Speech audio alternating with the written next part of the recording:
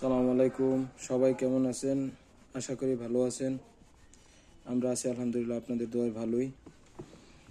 2025 সালে যারা নতুনভাবে সৌদি আরবে আসতে চাইতেছেন বা সৌদি আরবে আসার চিন্তা ভাবনা করতেছেন, অবশ্যই তাদের জন্য এই কথাটা শোনা জরুরি। আপনারা কোনো এজেন্সির কাছ থেকে যদি ভিসা নিয়ে আসতে চান, তাহলে ওই এজেন্সির যে ভিসাটা আপনাদেরকে দিবে, ওইটা 100% যাচাই বাছাই কইরা তারপরে আসার চিন্তা ভাবনা করবেন। ঠিক আছে? এজেন্সির শতকরা দেখা গেছে এখন এমন একটা অবস্থা হয়েছে, 95% ভিসার মধ্যে জালিয়াতি করে। আসার পরে এরা বলে একরকম, টাকা নেবে আপনাদের কাছ থেকে বেশি, বলবে একরকম, এই দিবে সেই দিবে, কিন্তু কিচ্ছু দিত না।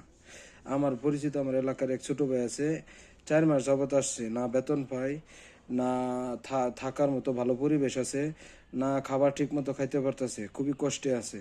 তো এখন